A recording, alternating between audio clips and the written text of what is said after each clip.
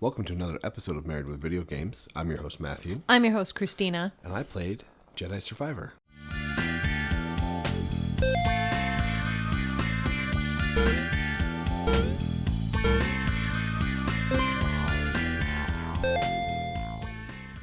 We beat the two games we wanted to before Final Fantasy VII came out. We did them too quickly because we have like 3 days in the interim where we have nothing to play. We'll watch a Ted Lasso. We will. And then you can play Stardew, or I downloaded that Trek to Yumi. I can try it and not play through the whole thing. Excellent. There's that. Okay.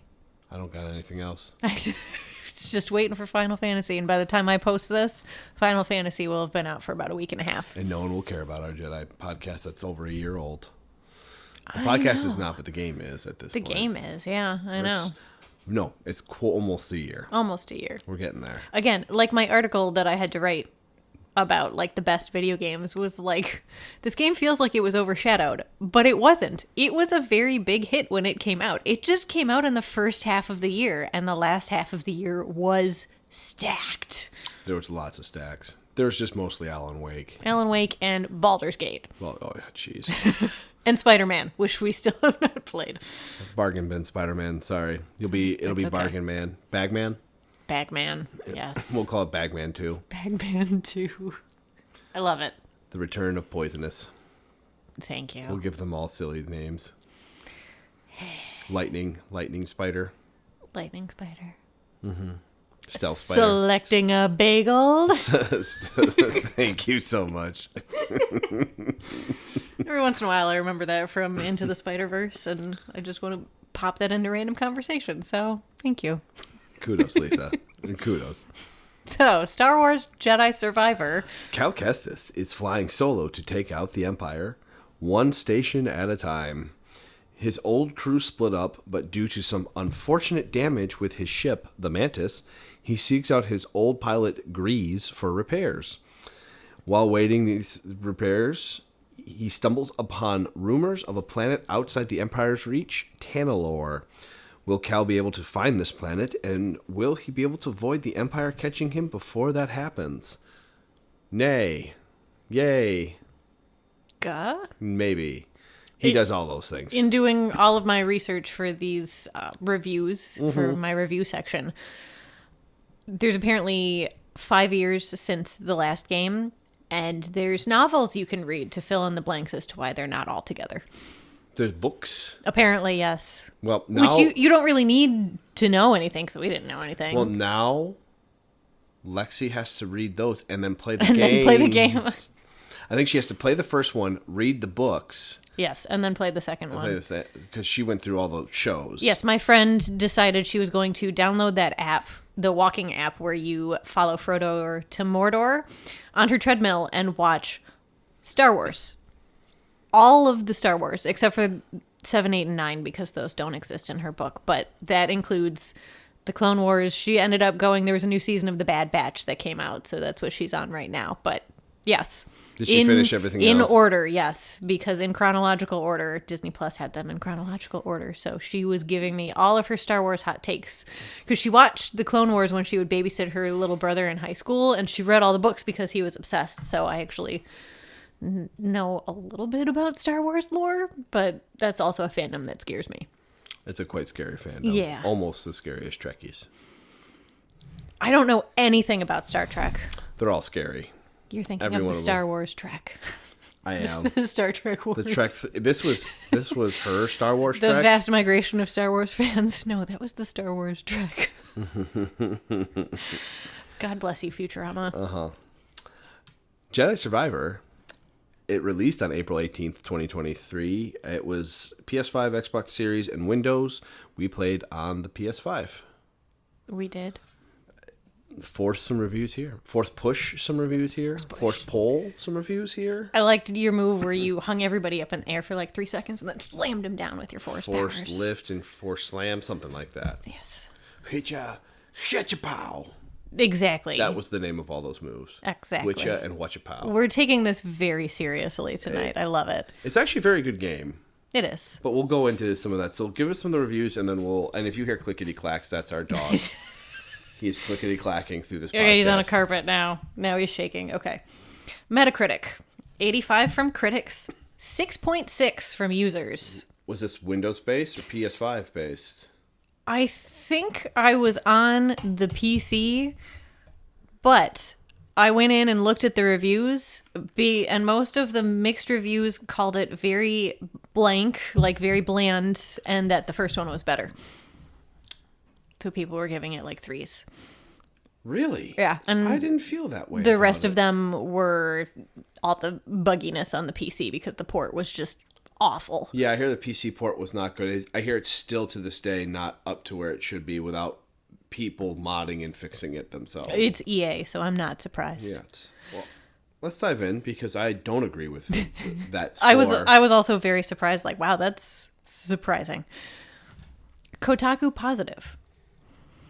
This is an ambitious Metroidvania that straddles the line between meticulous level design and open world map game that also desperately wants to tell a profound Star Wars story about found family, faulty institutions, and the personal costs of resistance.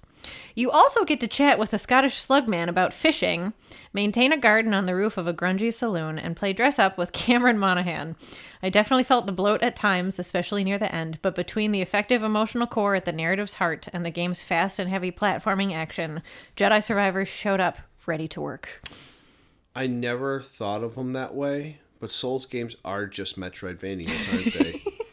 They're with the roguelike element in them that Metroidvanias don't usually have. I am just blowing your mind with these reviews. Those thought processes. Yeah, the second time in a row where I had this deep, profound, it is a Metroidvania. In a way, it makes sense.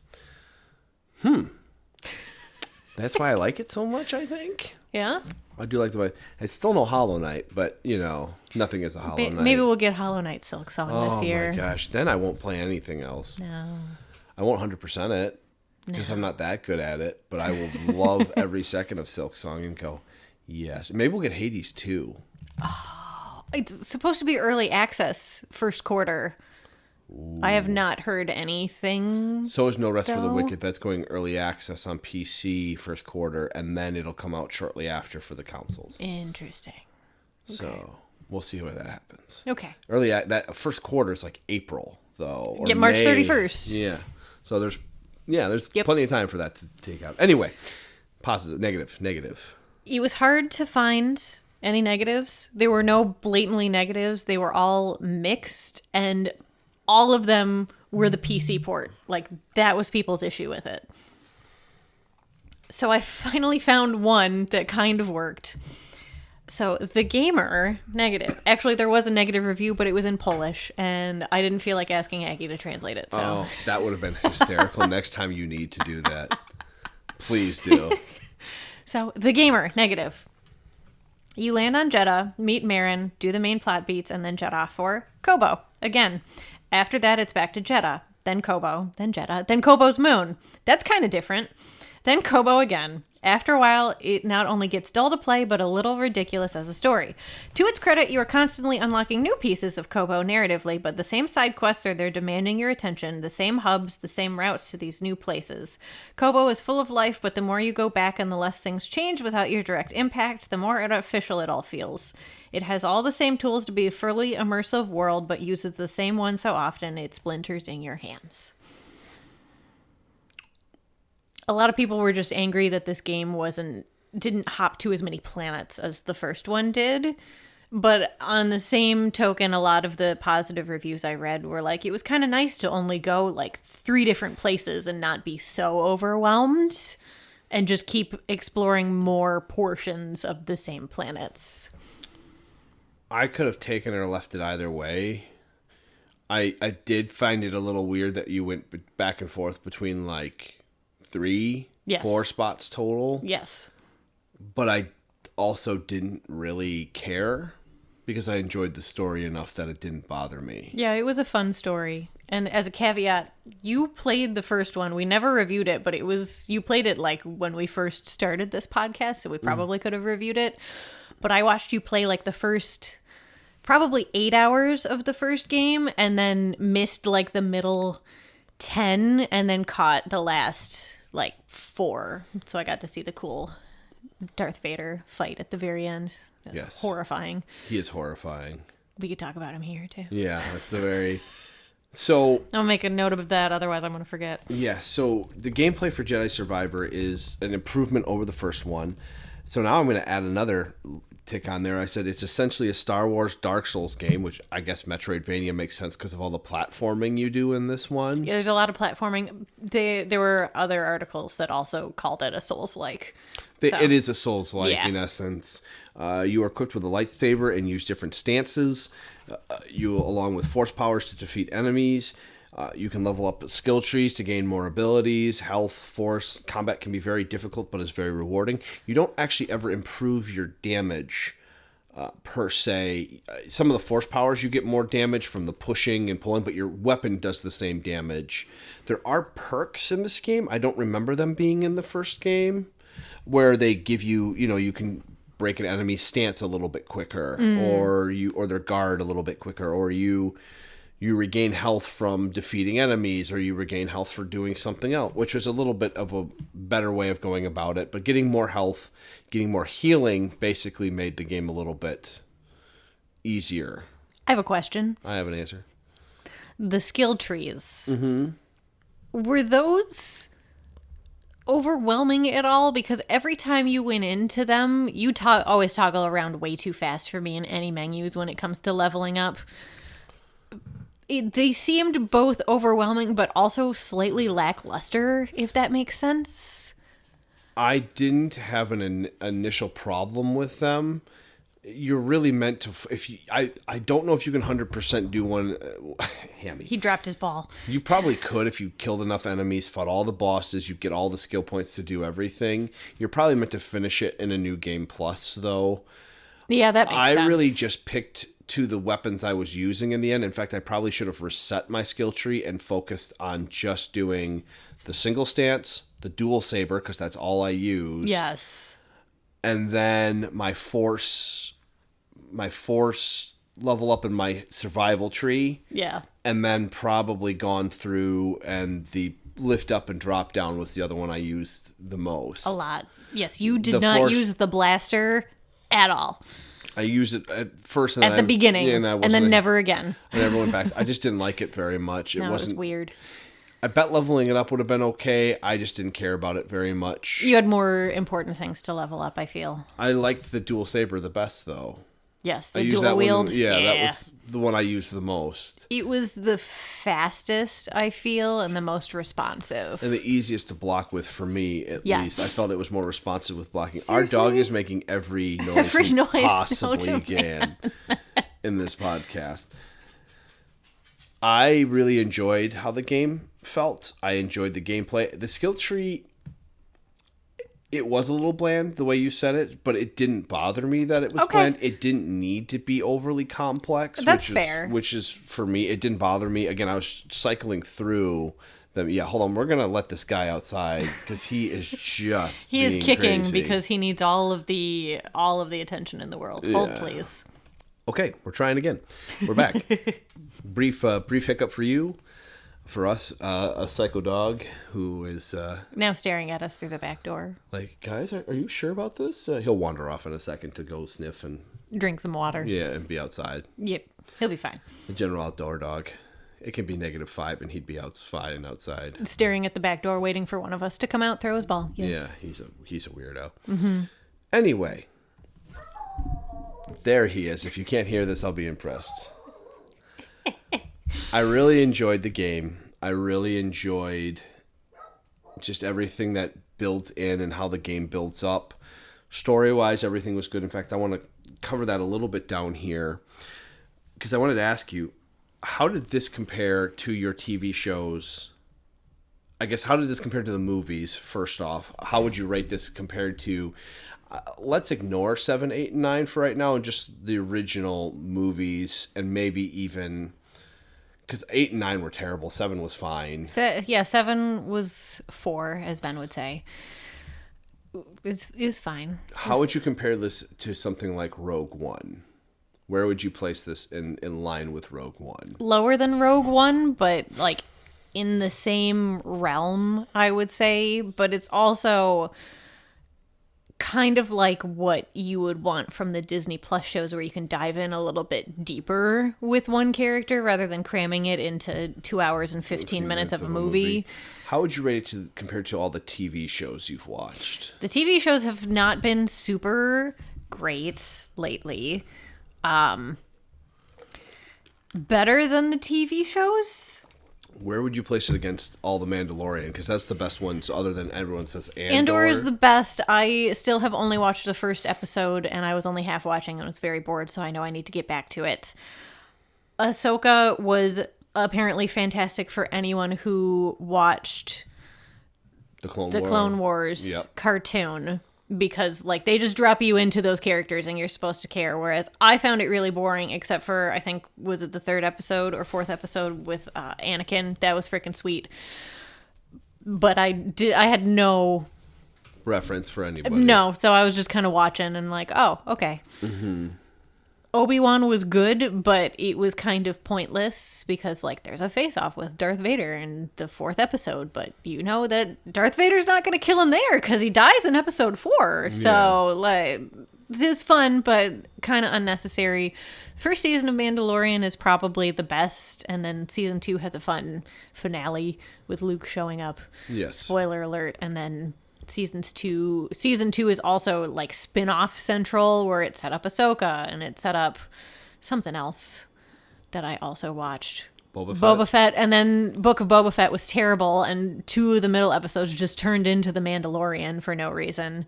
Season 3 turns into focusing on Bo-Katan instead of Bo-Katan? Bo-Katan is I guess the head of Mandalore. Is she the cult sect Mandalore? No. The Mandalorian, Din Djarin, is the culty sect of the Mandalorians that she doesn't technically believe in. Then they all come together, and it's. I don't care enough to really care, but they're entertaining enough that I keep watching. But I like that the Jedi video games don't really care about the rest of the Star Wars universe. Like, yes, Darth Vader is in both of them because he has to be. It's a Star Wars game. But, like, Cal's just trying to fight the Empire. Yeah, along with, he's basically a rebel in essence, but in his own little... Yeah, and he's just in his own little world, like you said, doing it, like, one base at a time, and then realizing it's not doing anything to hinder them. So what's the point? Yeah. And I guess, what did you like better about the game over the shows? Is it because it's able to dive deep into the character development? Yeah, and I think you spend more time with the characters, so I kind of like these characters more. Like, I like Pedro Pascal's The Mandalorian, but even in the last couple seasons, it's less about him and more about the people that surround him, which I guess that's the whole found family thing and all that jazz. But, well, Jedi Survivor is also about found family because you get reunited with all of your people from the first game.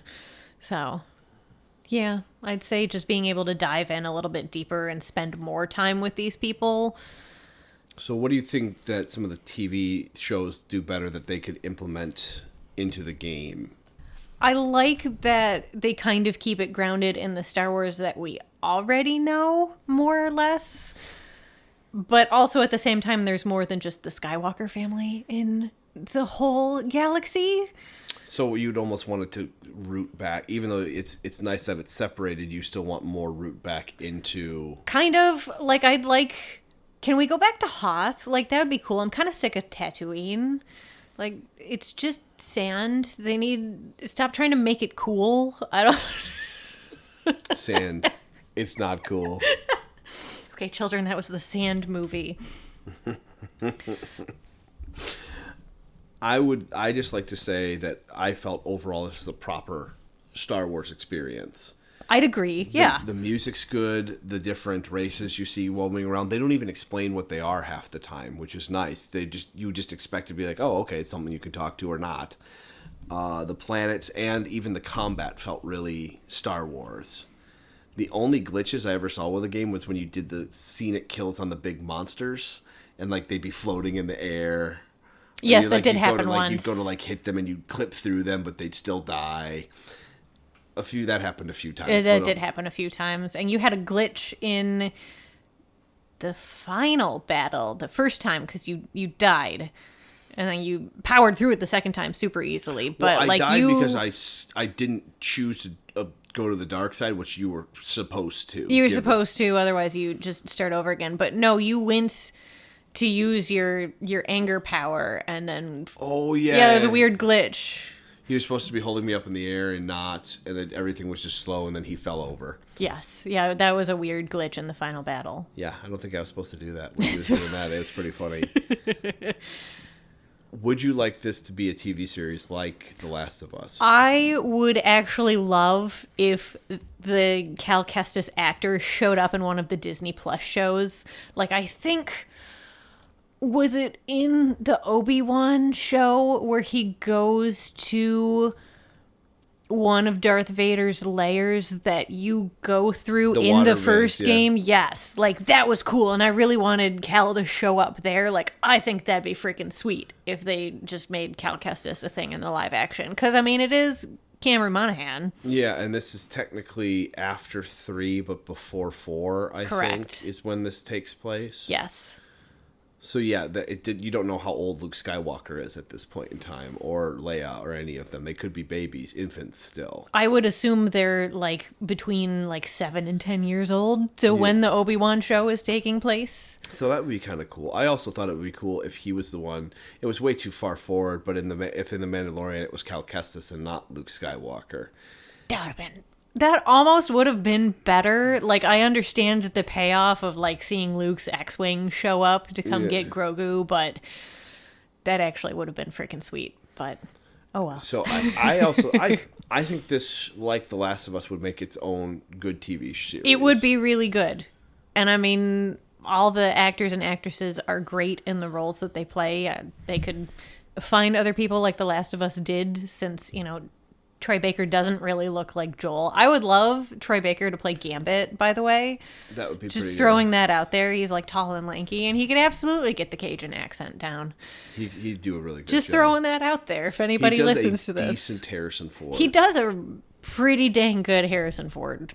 So I'm impressed with and that. And it's also weird if you see some of the behind the scenes like footage of him and Ashley Johnson recording The Last of Us lines, and I'm like, that voice is coming out of you? Yes. Like, he's just... Ellie. Man. Yeah. He's very good at what he does. Sorry, that was a the nice thing about the show is all of them were TV actors and actresses, I think. I believe so, He was the Joker. Yes, he was the Joker in Gotham. So yeah, he would be it would be cool to see him. Which initially, when he was in that first season, which was the only season we watched, like, they're like, no, he's not the Joker. And then they just went and made him the Joker anyway. Like, he's the Joker. Yeah. I mean, he was a very good Joker from what I read on the internet, so go him. It would be fun to see the show. It'd be interesting to see what they do with it. I think it would be fun. And I like some of the video games to TV shows they've been doing because it's bringing a larger audience a story that they wouldn't see otherwise. Hey, Mike told me he's been watching The Last of Us. Good for him. Yeah. It's a good show. It is quite wonderful. So it'd be really fun to see this show, especially because there's nothing else like it, and it really doesn't cut back into the Empire other than Darth Vader showing up a couple times. Yes. Basically to murder people. Yeah. Which is what he's good at. It'd be really fun to get to the very end of that season, and then Darth Vader shows up in the last episode, and people would be like, holy, just like... Oh, yeah. And just watching him tear an entire base apart, chasing down Cal as he's trying to escape. I mean, you kind of get that in Rogue One, too. Like, the last 3.5 minutes of Rogue One show you, like, why you should be terrified of Darth Vader. Because other than that, he's just kind of a whiny baby. Yeah, he's really good. And then this one, spoiler, he kills a main character. And he does. You're like, oh, you jerk. That was a really, really hard fight. So, I guess, spoilers, probably not quite 2/3 of the way through the game.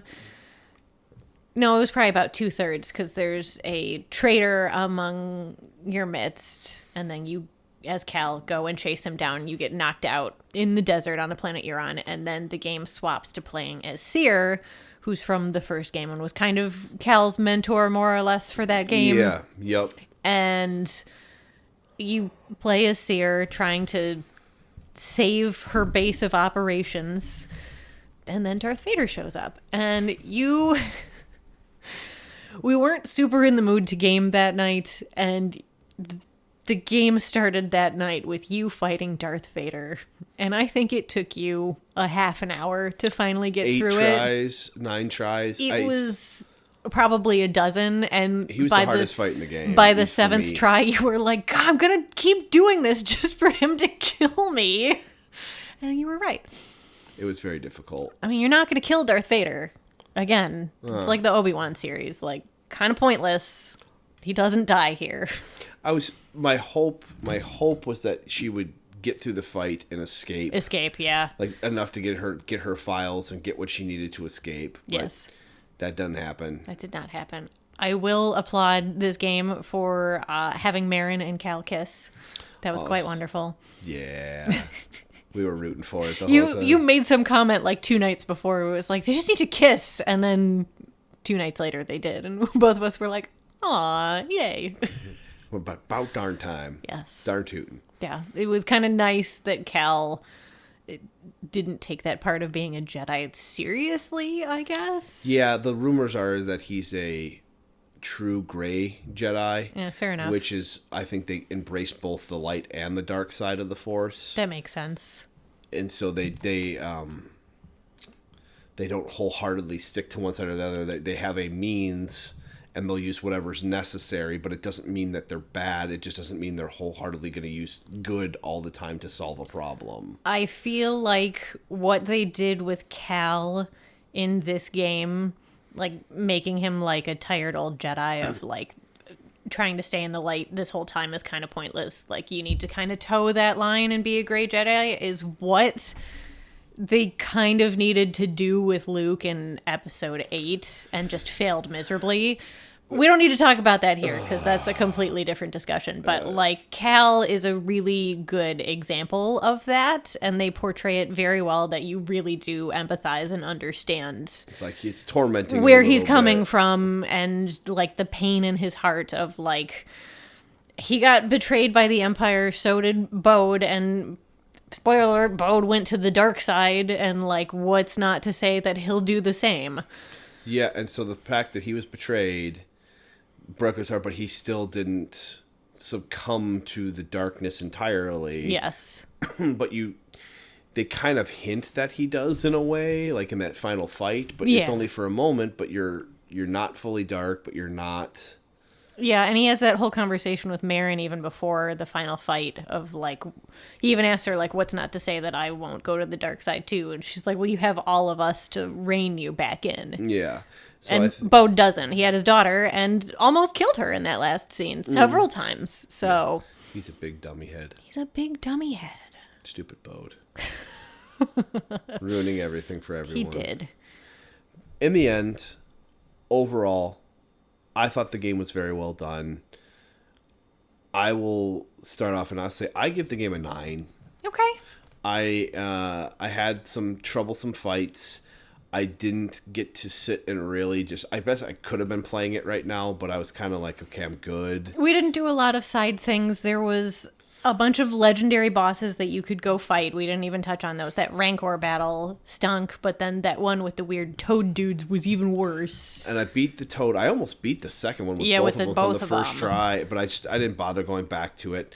They are legendary bosses. I beat a fair amount of them, though. More than I thought there would. You probably beat 6 of them, I would say. 7 or 8 even. Yeah. I have to look out of the 11, or was there 17 of them? There's a bunch. I can look them up. Anyway, there's a lot of optional content. I felt the way I played the game was best, at least for a first playthrough, where you do some of the side content, but you don't wholeheartedly chase after it the whole time. If you're a completionist, there's lots of things to do. I enjoyed not chasing my tail between my legs and kind of sticking to the main story. And if something was in the pathway of the main story, I took a detour, but I really wasn't going back to find all these optional quests, which there was a ton of them, and I didn't really focus on them, and that's why they didn't bother me, that there was so much. There were 13 legendary. I think I did 7 or 8 of them. We could probably figure out how many you did. The other side quests that you didn't do were taking on the bounty hunters. Yeah, there's bounty hunters that chase you through the game. Do you want to take a guess as to who the final bounty hunter was that you would face off against? Boba Fett or the... I was Yes. hoping it would be the Mandalorian. No, it was Boba Fett. Hopefully Boba Fett gets away after you beat him. Probably. I mean, he's alive. There's a whimpering dog. Our dog is very sad at the back door. All right, so what's your score? 8. Yeah, it's not a 6-5. It's not a 6. This game's a lot better than that. I think people are just whiny. I mean, yes. But like really whiny on this one. I didn't think it was that bad. I thought the smaller planets didn't bother me. I thought it was a little strange, but it was better than traveling back and forth 1,000 times to different planets. Yeah, there was a lot more... I feel like there was a lot more backtracking in this one, and you didn't always do that for more side things. Like that one place on Kobo where you're like, how do I get a climbing up top? And you're like, how do I get through this fan? And I'm like, oh, I looked it up. I'm like, you need to do something with Marin. We hadn't seen Marin yet. Yeah. And then you finally got it, and you did end up going back to it, but you didn't need to. It just got you Jawas. Mm-hmm. It's like, which is cool, but you just laughing at the dog. He just went, oh. I heard it. Okay. All right, everybody. We're at Gaming Marriage on X, Twitter. Don't Gaming call Marriage, it X. Twitter X, Twix. Twix. We're See, Gaming that would have Marriage. been a better name. We're gamingmarriage@gmail.com. Reach out to us. We're playing Final Fantasy, so if you have another shorter game you'd like us to dive into, let us know. We'll need something for my on-call nights, and just when I'm not playing anything this evening, so we'll need something for that. I need the 1.6 Stardew Valley update, and then we can do that on those off nights. Sounds good to me. Okay. All right, everybody. Have a good one. Bye.